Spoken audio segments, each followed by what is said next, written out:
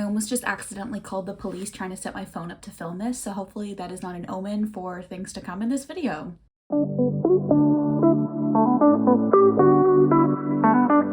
Hello and welcome back to my channel. My name is Megan, Megs or Schmegs, whatever I'm using these days.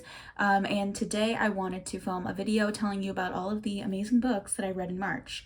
I will be honest, they're not all amazing, but there is one 5-star book in this list, and it's the first 5-star that I've read in 2023. So it's a big day for me, pretty big. I might cry. This book makes me cry. So let's just start at the beginning of the month. So the first book that I completed in the month of March was Twilight. If you saw like my second most recent video, my Twilight reading vlog, you'll already have the understanding of how I feel about the book. Didn't love it, not going to continue the series, but that was a super fun video to film and edit, and it was pretty well received, so happy that it turned out. But honestly, Twilight was just not for me. I don't think it's ever going to be for me. For me, it was like a 2-star book. So after that, I picked up Trixie and Katya's Guide to Womanhood, which is by Trixie Mattel and Katya Zamolodchikova, and I love them. I have loved them since season 7.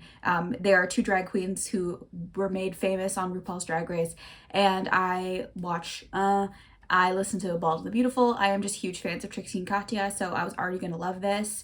It was super funny. I really liked the intro. I think that was the funniest part of the book. But overall, I listened to it as an audiobook, so if you're a fan of like their podcast, I think that would be a great way to listen to it and consume the book. But it was a quick one. It was like 208 pages. I got through it pretty quickly, but it was super funny and I really enjoyed it. It was probably like a 4-star. It was a good one. Just a quick political take. Fuck drag bans. That's it. The next book I read in March was the third book in the Shadow and Bone series, Ruin and Rising. And I've had a storied history with the Shadow and Bone series, and that is going to continue if you count Six of Crows as being in the series. That is going to continue in this video, and it's kind of been featured in like every monthly review. I've read a new Shadow and Bone book. By this book, I was in. Was this my favorite one? No. For some reason, that was the second one because I love Pyrus and I love Nikolai. The ending of this book is not my favorite. I didn't really enjoy it. Spoilers for Shadow and Bone, the series. The end of the series, Alina loses her powers. And it's so fucking stupid. I've also been watching the show, so spoilers for the end of season 2. But by the end of season 2, they have done the full arc of the Shadow and Bone series in their own way. And Alina doesn't lose her powers at the end, which I thought was great. And also I think she's going to become a villain, which I love. And I'm also hoping that we get more crows and more Nikolai in season 3, which hopefully happens.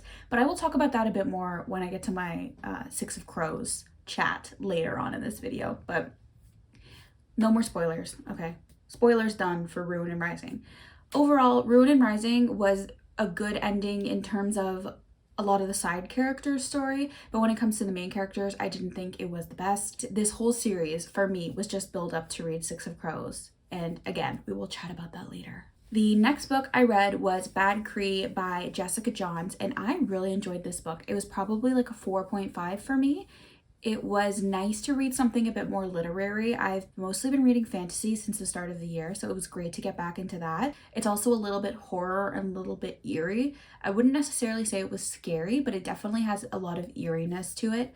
So the premise for this book is it's set in Western Canada, and our main character, Mackenzie, is a Cree, and she has recently moved, or in the past 2 years, moved to Vancouver away from her family, and all of a sudden she starts having dreams where she like things are happening that she's kind of aware of. That's kind of like almost like a lucid dream situation, but she can also take things back from her dream.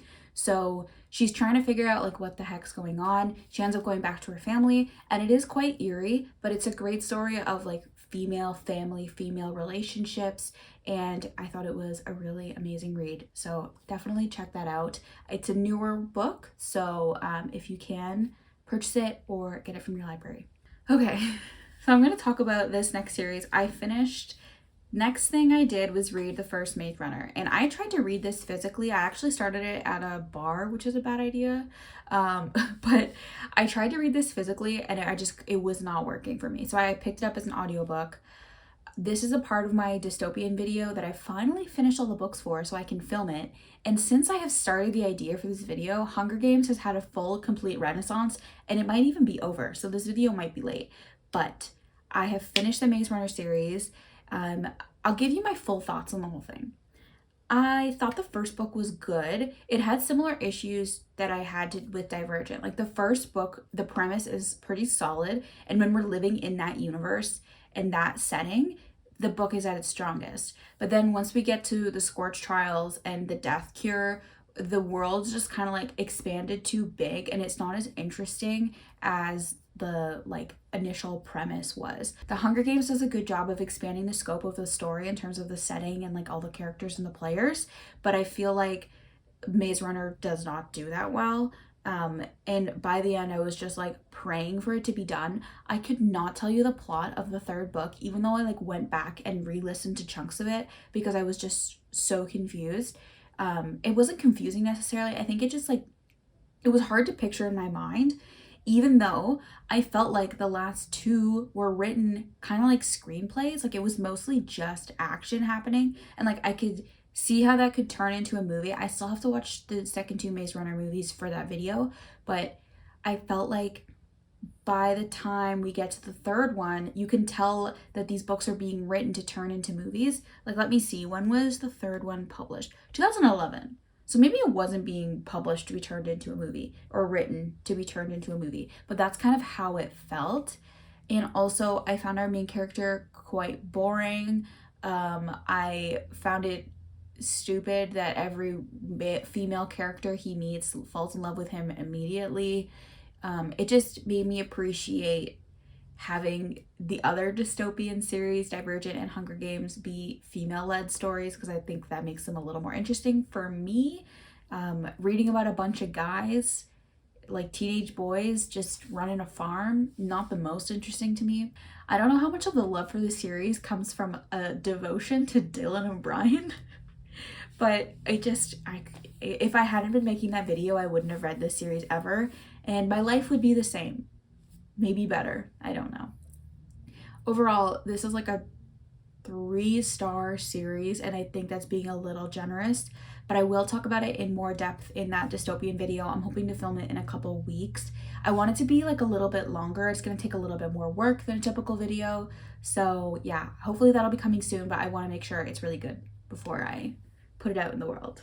The next, I guess I'll say book loose terms because I got this on Libby, and it's technically on Audible, but it is also a podcast, and that is Natalie Haynes Stands Up for the Classics series 1 through 4, and then the second part is 5 through 9. So what this is author Natalie Haynes, who is well known for her Greek myth retellings like A Thousand Ships and Pandora's Jar, and also recently the Medusa one, which I have on the shelf and I have to read.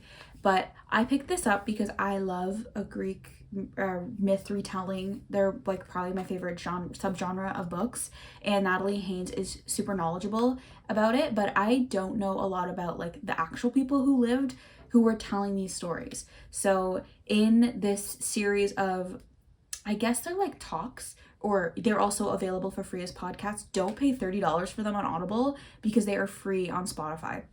So just look up Natalie Haynes Stands Up for the Classics.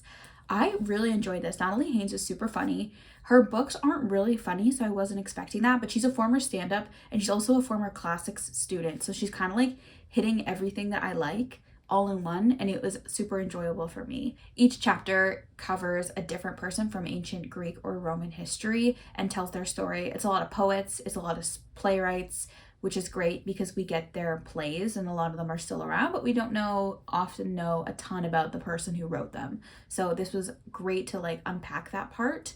And she also takes the time to talk about people who have been ignored by ancient history, and that's a lot of women. So that was great as well. So technically I read this in the middle of the month, but it is the last book I'm going to talk about today. And that is good because I'm going to talk about it ad nauseum.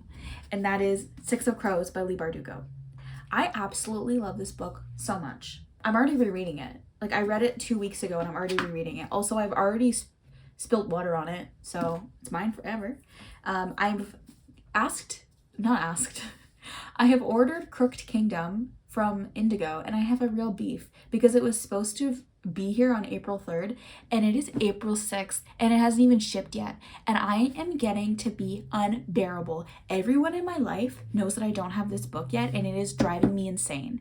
If you know me and my reading style, I don't like speed through series unless I'm doing it for a video or something.